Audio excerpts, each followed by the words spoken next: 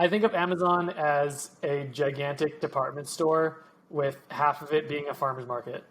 It's basically if you took, a Walmart and you put up a bunch of booths on one side where people were selling their own stuff, except they were sold by Walmart employees. Because Amazon sells a lot of their own stuff, but they also sell a bunch of other stuff outside of that. So they sell things for Amazon sellers or for businesses who want to be and sell their products on Amazon.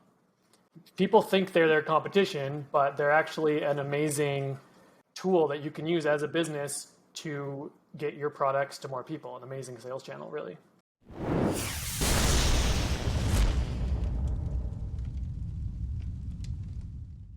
This podcast is sponsored by Klaviyo, the email and text marketing platform that puts D2C brands in control.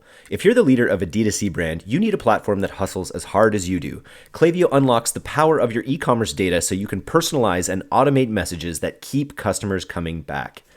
D2C brands communicate with Klaviyo.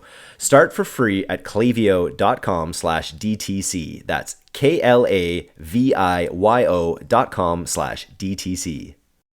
Hello and welcome to All Killer No Filler. I'm Eric, and today I'm here with the Pilot House Amazon team. We've got Rob and Clifford, and we've decided to just have a quick chat about rookie mistakes for Amazon sellers. Like, have you ever seen the movie Super Troopers, where Farva is just making fun of that rookie? We just want to make sure that if you're a rookie Amazon seller out there, you're not making any of these like cardinal sins. Welcome to the All Killer No Filler show today, guys. How you doing? Good. Yeah.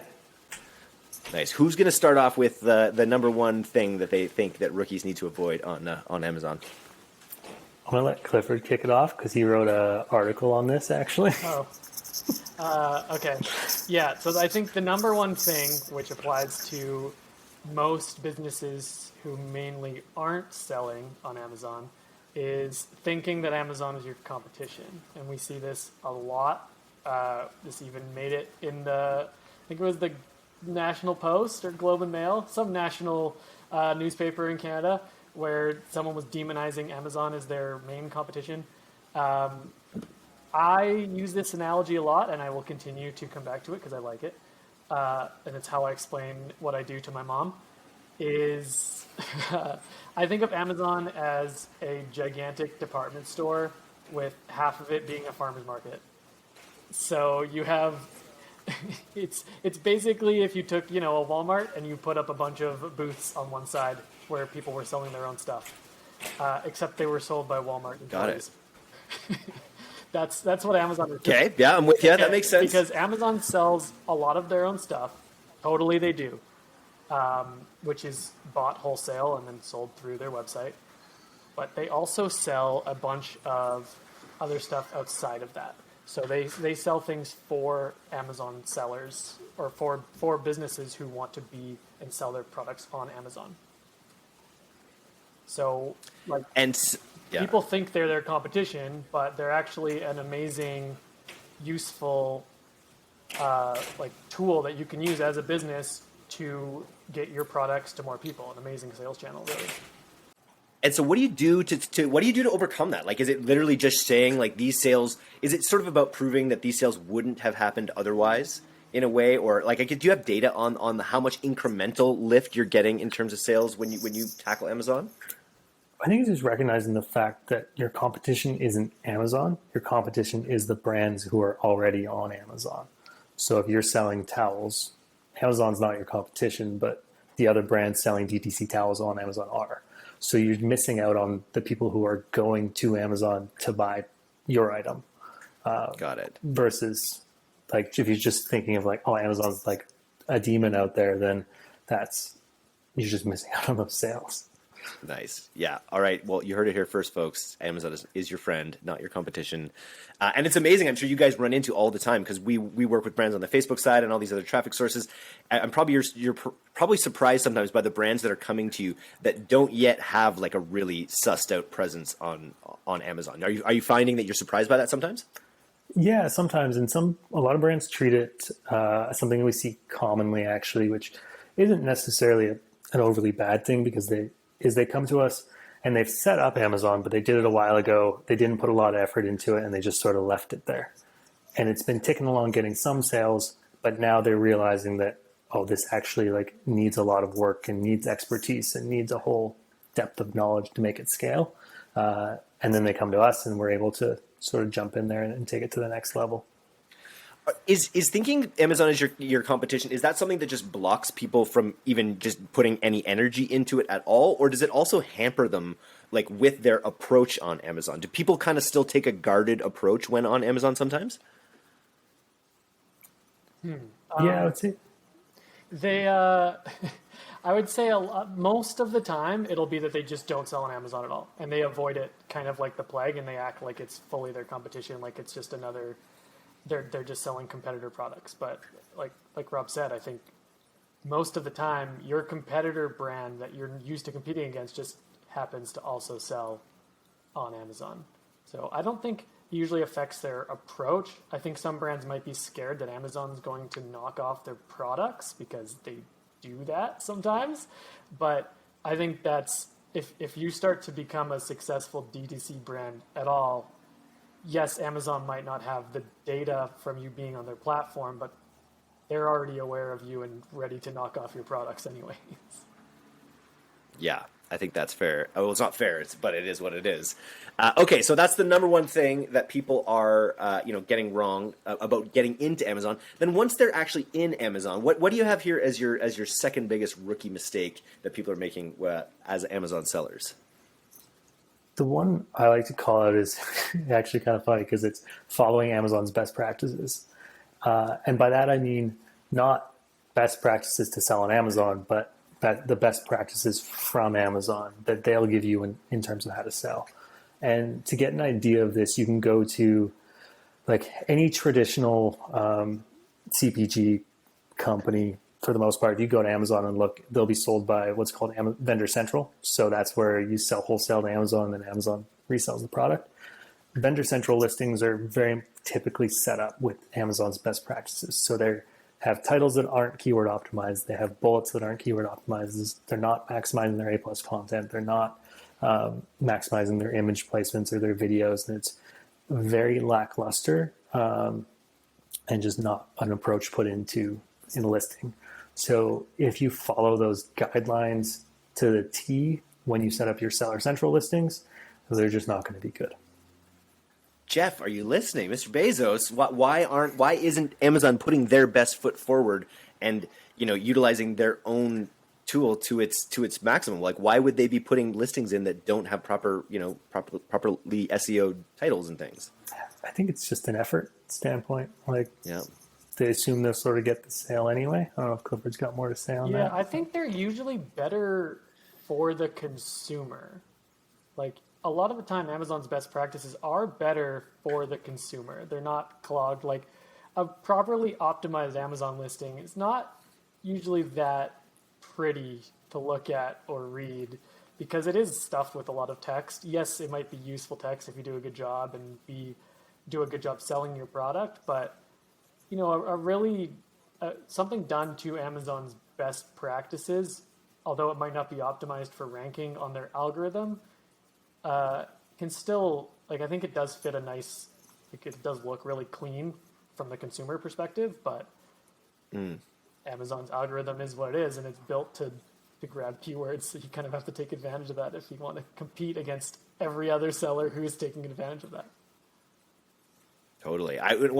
In preparation for this, I was going over some of the common things you'll find on the web that maybe people are saying are rookie mistakes when it comes to Amazon selling. And one of the ones that kept coming out was kind of the opposite of this, which was that people often will run afoul of Amazon's rules early on, and they won't. And so, how do you guys? First of all, what are some of these rules that rookie sellers might find themselves running afoul of? And then, what's your take on how to deal with the actual regulations on the platform?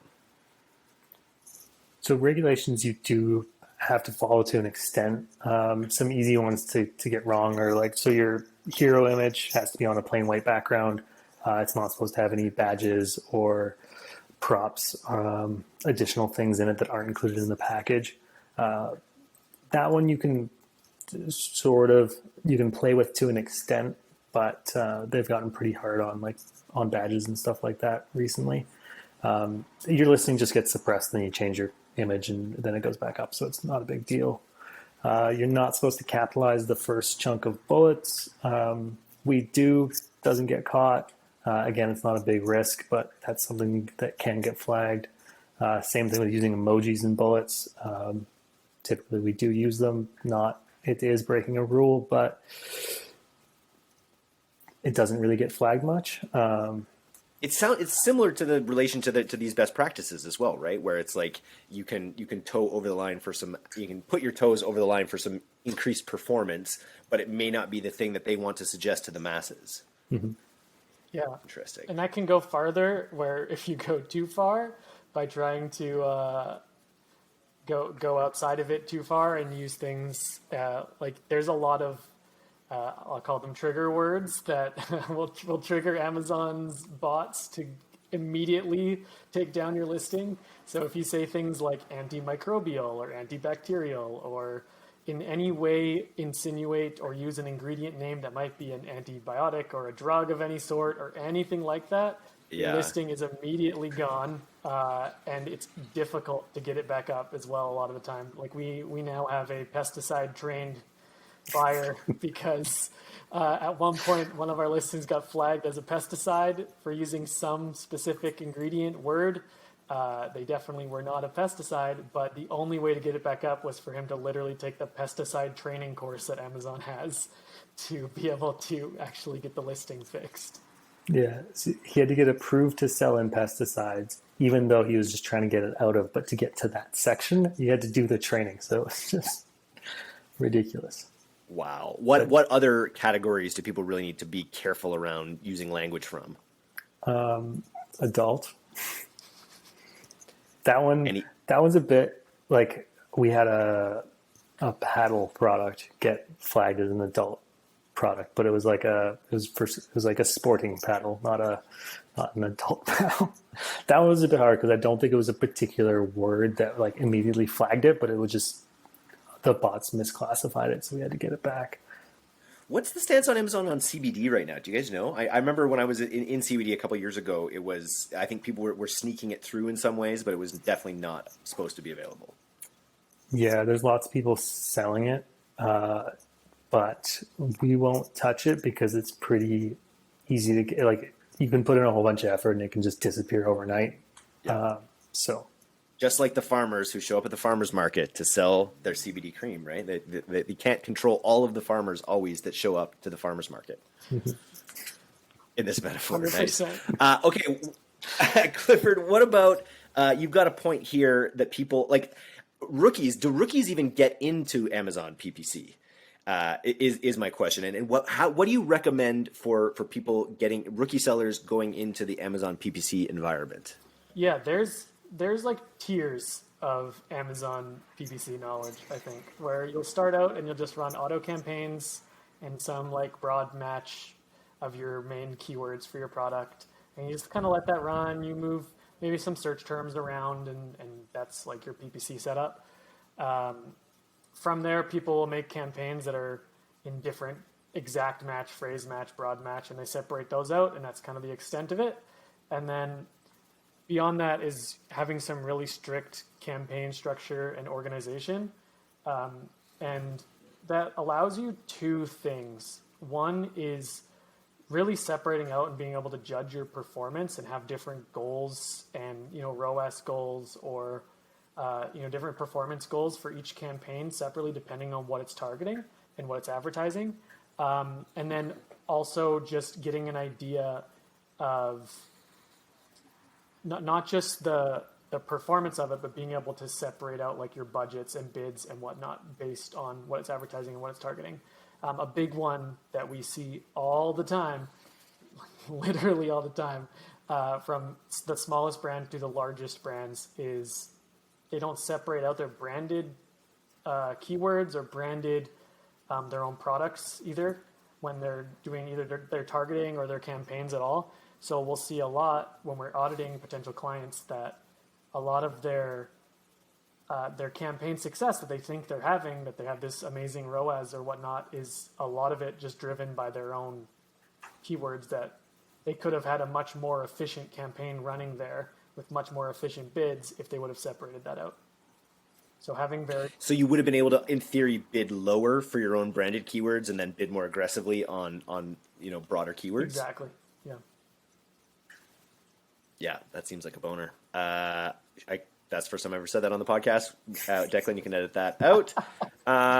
Just in terms of the nitty gritty, these are some great high level things that we need to be aware of as newbie Amazon sellers. What are some of the boneheaded, let's use that term, boneheaded things that can go wrong when it comes to some of the nitty gritty of setting up Amazon selling? So there's some fun ones. One of the things you have to do often on Amazon is things don't work and you have to use a feed file, which is this gigantic Excel file filled with every attribute of a product, like a bulk file if you're uploading lots of products. But it has a little bit more precedence.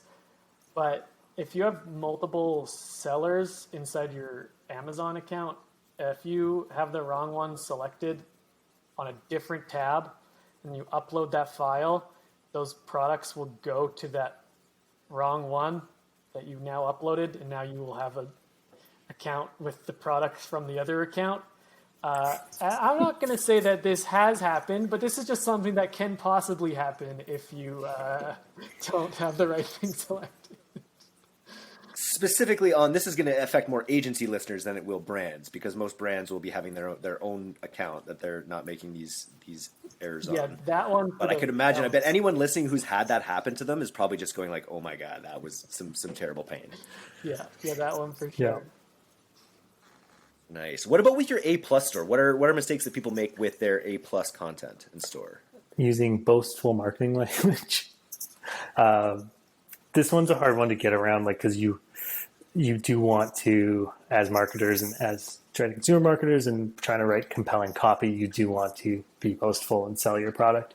But if you get too boastful, it's not going to get approved. So kind of walking that line with your A+ content is a bit of an art. What's the line between boast and marketing in a way? Well, you can't make, and also claims, if you say the best, they're going to be how do you prove that?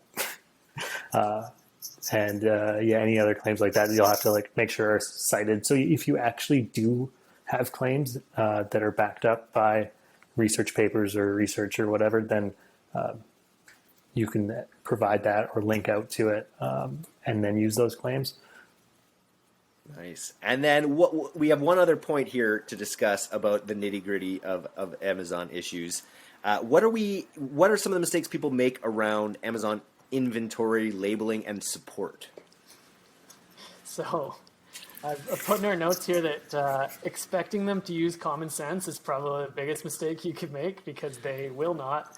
Everything that you do that will end up being in some way seen or need to be dealt with by someone at either an Amazon warehouse or by someone in Amazon support or reviewing your stuff, you need to act like it's getting sent to a 5-year-old, because that is how it will be treated. So we've paid them for labeling services or certain, we'll put a box inside another box and expect them to know to open that, and just so many different things like this that seem so simple and so obvious.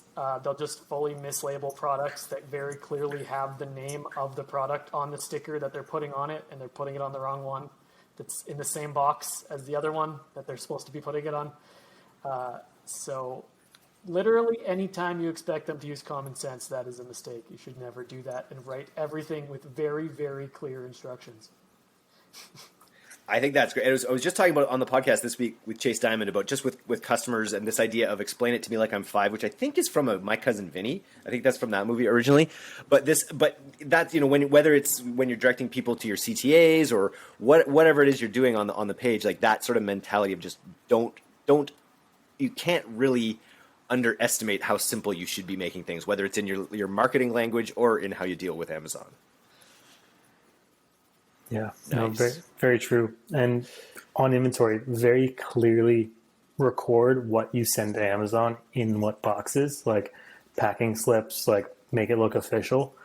Because if then you do run into any of these inventory issues, having the paper trail to prove to Amazon that it's like, no, no, no, no, no, no, no, we did it right, you did it wrong, goes a long way to making that process a bit smoother. Yeah, take a selfie Nice. with All right. the UPS driver holding the packing slip in his hand that you signed to show, look, I swear he has it.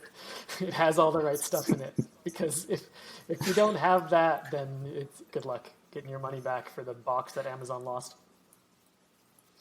How do you guys optimize? Because I know reviews are such a huge deal for social proof on Amazon. How do you guys optimize to get more reviews on sales that you make? So there's the above board way to do it, and there's the gray area way to do it. We don't do the gray area ourselves, purely because it can get your account banned. The best way to get good reviews on Amazon is to sell a good product, and then sell a lot of it. As far as there's tools that automate the request a review button. So that's like within an order, you can click request a review after a certain time, and Amazon sends a templated email. That's a great way to just incite a review. But again, it's not incentivized in any way, so you completely run the risk of someone leaving a bad review. So that comes back to product quality. The Vine program is a great program to use, providing you've got a product that generally gets good reviews. So if you've got a product that is sort of like has mixed results that some people like and some people don't, then the Vine program is risky because, again, people aren't encouraged to leave a positive review, just a review. But that said, you do have some honesty come through those reviews, which is nice because they're not like overly positive. So they might write like a 4-star review and write a whole bunch of good things and say one thing they didn't like. That's actually okay because it's real. Like it's someone who actually thought about it and wrote it down. And if they give reasons for it, there's that reason could not be affecting a huge percentage of people, right? Be like, oh, I wouldn't mind that, if that was the thing they didn't like about it. Yeah. Very interesting. Yeah, Clifford, last time we spoke, you gave me a recommendation to get into. Sorry, you have a valuable point before I was going to go off into something weird. About a year ago now, probably. Amazon used to be a very common strategy for sellers, is use a lot of software tools and follow up like flow, basically like an email flow after someone bought a product, because you were allowed to send messages to buyers of your product afterwards. But Amazon heavily restricted that and stopped you from even including a picture of your product or the title of it or linking to anything. So that's why we just basically straight up use that template where you just literally just send out the Amazon email and don't bother with that, because it's so restrictive that you basically can't say anything anymore anyways. But that used to be. So if anyone's like thinking that, well, why not send that big email flow, is like that used to very much be the case, is you would send like 2 or 3 follow-up emails and here's a great way to use your new product, here's some ebook that explains it, and all these things. You cannot do that anymore. You'll just get straight up like full ban from messaging any buyers at all very quickly. Yeah. The other thing is lots of people do is inserts. So like product inserts. You've got to be really careful with the language you put on there, and you've got to you can't say put an insert in and give a 20% discount code for the first time they purchase something off your like Shopify store. That's a no-no from Amazon, and they apparently do check those things occasionally. But you can put an insert, make sure you follow the guidelines, and sort of, even just from a customer service perspective, like putting an insert in there says like, hey, reach out if there's any issues, or contact our customer support team if you have any problems. Like just something nice like that can prevent someone from leaving a bad review. Nice. Now onto the weird stuff. Cliff, when last we spoke, you turned me on to the Bo Burnham album, and I just have had that Jeffrey Bezos song stuck in my head ever since. I don't think we talked about Jeff Bezos going to space or any of that stuff. How did you guys like his speech when he came back from space? No, he didn't really go to space though, right? He kind of like just That's true. like Good just point. the tip, right? There's a couple firsts on this podcast. I love it when Clifford comes on.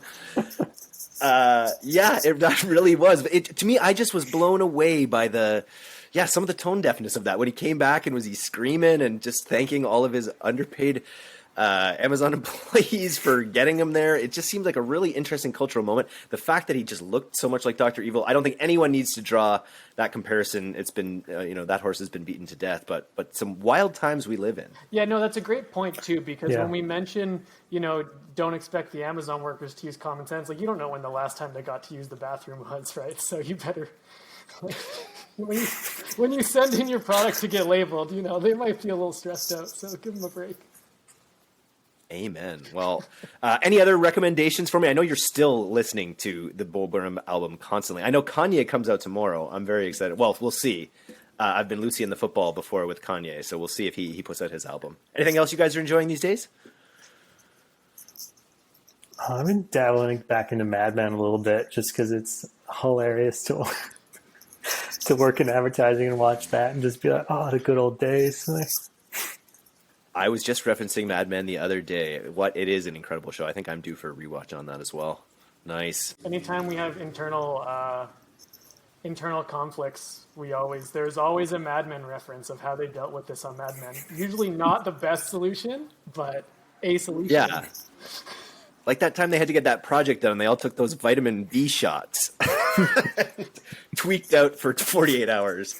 That was a great episode. And got nothing accomplished, as is often the case with tweakers. Anyway, again, lots of firsts on this podcast. Thanks for coming on today, guys. You heard it here first. Do not make any of these rookie mistakes and catch us in the newsletter. If you haven't already, go to directtoconsumer.co to subscribe to the newsletter. And if you want to work with the Pilot House team to build out, whether it's your standalone Amazon store or any other digital marketing related task, make sure you go to pilothouse.co and fill out a form there. Thanks, guys. Have a great weekend. Thanks so much.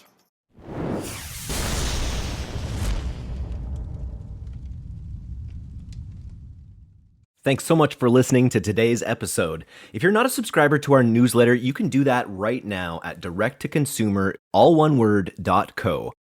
I'm Eric Dick, and this has been the D2C Podcast. We'll see you next time.